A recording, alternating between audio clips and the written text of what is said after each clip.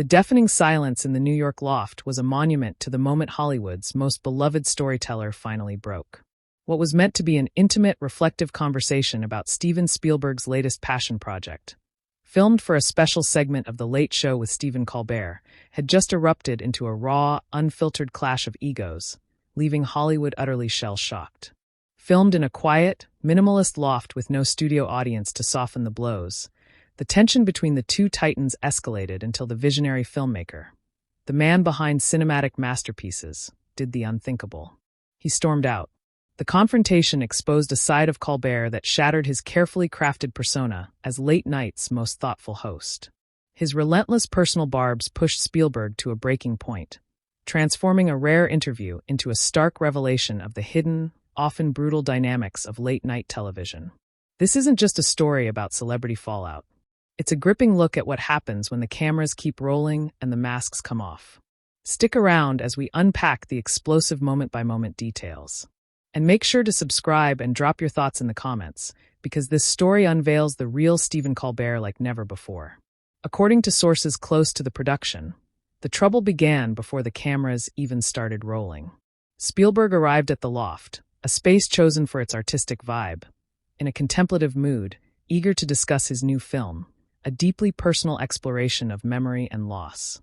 Stephen was warm, almost professorial, a crew member recalled. He was asking about the lighting setup, sharing stories from his early days, making everyone feel included. Spielberg's team had worked closely with producers to keep the focus on the film's themes, and he spent the pre-interview engaging with the small crew, his passion for storytelling palpable. But the atmosphere shifted the moment Colbert arrived. His demeanor was clipped and distracted. Insiders say he seemed irritated by the unconventional setting, muttering about the lack of a live audience to keep things lively. He barely looked at Stephen, a camera operator disclosed. He was complaining about the script and saying he didn't want a lecture from a director. It was so dismissive. This frosty reception set the stage for a confrontation that would stun the crew. As filming began, the loft's intimacy amplified the tension. With no audience, the silence was heavy, broken only by the hum of equipment and the two men's voices. Colbert, seated across from Spielberg at a simple wooden table, opened with a question about the new film but quickly veered into a sharp jab. "So, Stephen, this movie's pretty heavy," he said, his tone laced with mockery. "Another big emotional epic. Ever think about doing something light for once, or is that beneath you now?" The question landed like a slap. The crew exchanged uneasy glances. Spielberg, ever composed, adjusted his glasses and smiled faintly. "I make what moves me, Stephen," he said, his voice calm but firm. "This film is about the stories we carry, the ones that shape us. Light or heavy, it's about truth." The response was measured, but Colbert's eyes narrowed, his smile tightening. "Truth? Sure," he shot back. "But let's be honest. You've been churning out these important films for decades. Don't you ever worry you're just preaching to the choir?" The dig was pointed, implying Spielberg's work was self-indulgent. "I don't preach," Spielberg said, his voice steady. "I tell stories to connect people, to make them feel. That's what film does when it's honest." The crew nodded subtly, but Colbert leaned forward undeterred. "Connect, right? But some say your films are just nostalgia traps, cashing in on sentiment. How do you respond to that?" The accusation was harsh, and the loft's silence grew oppressive. The crew's tension was palpable. Spielberg's face tightened, but he kept his cool. "Some people miss the point," he said, his voice low. "My films are about human experience, not just nostalgia. This one is personal, drawn from my life. I'm here to talk about that, Stephen, not defend my career." The rebuke was gentle but firm, and the crew's respect for Spielberg deepened. Colbert, however, scoffed. "Defend? I'm just asking the tough questions, Stephen. You're a legend, but even legends can coast, right?" The jab was relentless, and Spielberg's patience was visibly thinning. Insiders later noted that Colbert seemed determined to unsettle Spielberg. "He thrives on control," a sound tech confided. Without an audience to play to, he got reckless, trying to rattle Stephen to prove a point. That's when Colbert pivoted to a personal attack. "You've been at this forever," he said, smirking. "Some folks think you're stuck in the past, remaking the same old magic. Ever wonder if you're out of touch with today's audiences?" The question was a low blow. Spielberg's jaw clenched. The loft's silence was now a pressure cooker. As the segment teetered on the edge of collapse, the absence of an audience, and the lack of a commercial break to diffuse the escalating tension meant the confrontation barreled forward unchecked. The crew positioned discreetly, exchanging nervous glances. One grip whispered, "He's pushing too hard." Spielberg's team, seated off-camera, tensed, sensing the interview was spiraling. Spielberg, however, remained seated, his hands clasped on the table, his calm demeanor masking a growing resolve. Colbert, sensing he hadn't cracked him, leaned closer, his tone now overtly sarcastic. "All right, Stephen, let's dig deeper," he said, smirking. "This film's all about your childhood, right? Some critics are saying it's just you indulging in self-mythology. Are you making movies for us or just for yourself?" The accusation was sharp, framing Spielberg's work as narcissistic. The crew winced. Spielberg's eyes narrowed, his voice steady but edged with steel. "Every film I make is for the audience," he said. "This one's personal, sure, but it's about universal truths, family, loss, hope. You'd get that if you engaged with the art instead of picking it apart." The rebuke stung. Colbert's smile vanished, his fingers tapping the table irritably.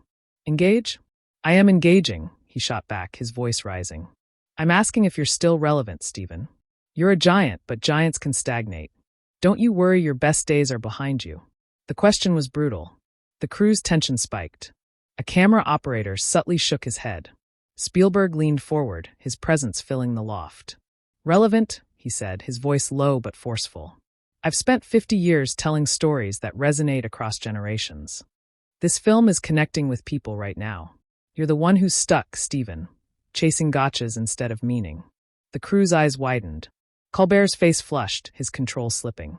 "Gotchas," he snapped, leaning back with a forced laugh. "I'm just doing my job, asking what people want to know. Like, what's with all the sentimentality? Some say you're milking emotions to stay on top." The dig was relentless, and Spielberg's patience frayed. "Milking," he said, his voice rising slightly. "I put my heart into every frame, to reach people, to make them feel seen. You think that's easy? Try creating something that lasts instead of tearing down what does." The loft was a pressure cooker. The crew was frozen. Colbert, now visibly rattled, tried to pivot. "Okay, let's talk about lasting," he said, his tone dripping with condescension. "You've got all these classics, but some of your recent stuff, people say it's hit or miss. Are you coasting on your name now?" The accusation was a low blow. Spielberg's jaw clenched, his voice steady but searing. "Every film is a risk, Stephen," he said. "Some hit, some miss, but I pour everything into them. You want to talk about coasting? Look at your questions. Same old cheap shots. No substance." Colbert's eyes flashed with anger, his hands gripping the table. "Cheap shots," he shouted, his voice echoing in the silent loft. "I'm giving you a chance to defend yourself. You're Steven Spielberg. People expect perfection, and when you don't deliver, they talk." Suddenly, Spielberg stood, his frame commanding the space. "Defend myself?" he said, his voice booming. "I don't owe you or anyone a defense for my art. I came here to share something real, and you're turning it into a circus.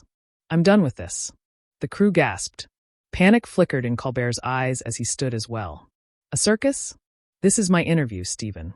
You don't get to just walk out because you don't like the questions." Spielberg turned to leave, his team rising to follow, but paused, facing Colbert one last time. "This isn't an interview," he said, his voice calm but devastating. "It's an ambush. You're not curious. You're cruel. You've got no business hosting if you can't respect the people you invite." The words landed like a thunderclap. Colbert froze, his face pale as Spielberg headed for the door. The crew watching in stunned silence as the cameras continued to roll on the wreckage of the segment. The loft's stark silence was a vacuum, swallowing every sound as Spielberg moved toward the door, his deliberate steps echoing his refusal to be cowed. "Steven's walking out, and he's imploding," a lighting tech whispered to a colleague, barely audible. Spielberg's team, already gathering their things, formed a quiet phalanx behind him. One assistant muttering, "Colbert's done for." Colbert, his face a mask of shock and fury, lurched forward. "Stephen, you can't just leave," he shouted, his hands flailing. "This is my segment. You don't get to dictate how it goes." Spielberg paused, his hand on the doorframe, and turned slowly. His eyes locked onto Colbert with an intensity that silenced the room. "Dictate?" he said, his voice low but searing.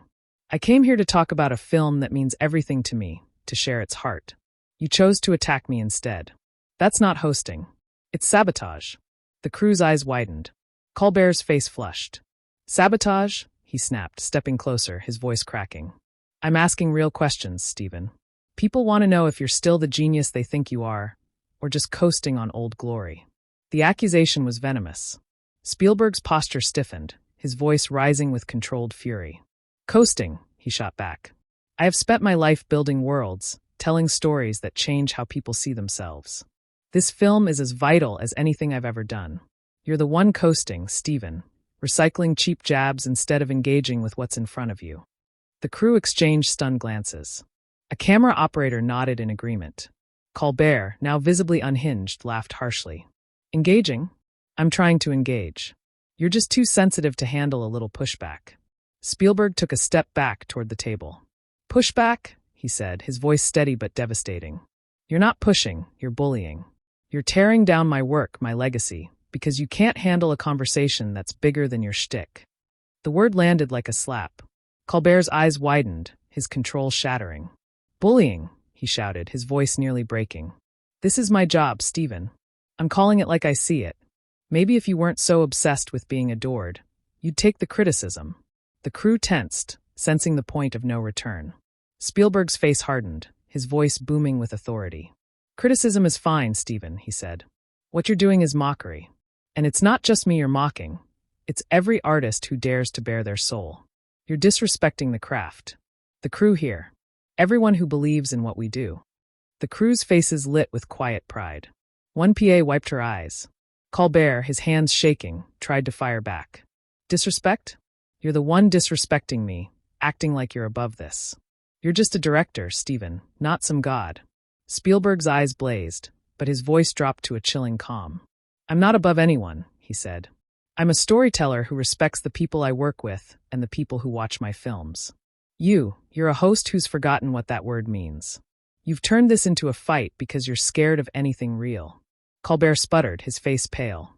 Scared? I've been doing this for years. You don't get to lecture me. Spielberg turned to leave again. I'm not lecturing, he said, his voice a thunderclap. I'm done with you.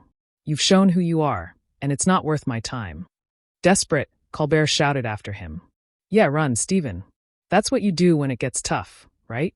Hide behind your Oscars. The taunt was frantic, but Spielberg didn't look back, his silhouette vanishing through the door. The cameras captured Colbert's collapse into his chair, his face a mask of rage and defeat. The loft's silence was now a tomb for his crumbled persona, the segment a wreckage of his own making as the crew scrambled to process the fallout. His exit was a final indictment. He can't do this to me, Colbert muttered to the empty doorway. The producer rushed in, his voice frantic. Stephen, we need to wrap this. But Colbert ignored him, lurching to his feet and storming toward the exit. Stephen, get back here, he shouted. He reached the hallway, where Spielberg's team had already formed a barrier. Security appeared. Mr. Spielberg, please, we need to talk, the head guard said. But Spielberg, halfway down the corridor, turned, his eyes blazing. Talk, he said, his voice unyielding. Your host had his chance. He chose to attack. We're done. Colbert pushed past the producer, his face a mask of fury and humiliation. Stephen, don't you dare walk away, he yelled. This is my show. You don't get to humiliate me like this. Spielberg stopped. Humiliate you? He said, his voice devastatingly steady. You did that to yourself, Stephen. You mocked my work, my heart, everything I've built, just to feel powerful. That's not hosting. That's a betrayal. To me, to your crew, to everyone who trusted you. The producer pleaded, Stephen, please. But Spielberg held up a hand. This isn't about me anymore, he said. It's about the people you let down, your crew, your viewers. You've shown them who you are. With that, he turned and walked out. A young grip lingering near the door approached Spielberg's assistant, her voice shaky. Tell him thank you, she said. He spoke for all of us.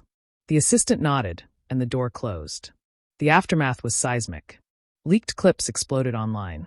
Hashtag Colbert Unravels and hashtag the Spielberg Stare trended globally. Anonymous crew accounts flooded social media, detailing Colbert's backstage tirades. The network issued a vague statement, but rumors of sponsor backlash swirled. Spielberg, ever the class act, stayed silent. His team simply released a note.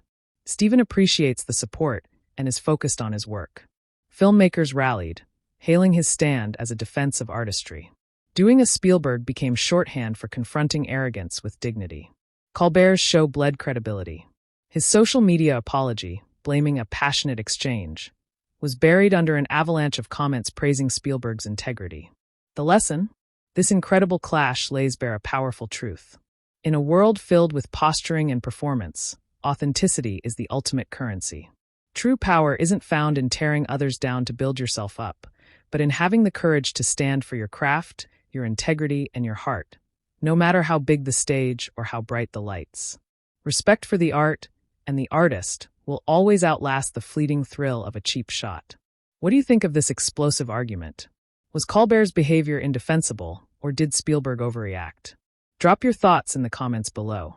Subscribe for more unfiltered Hollywood stories, and hit that notification bell so you never miss a video.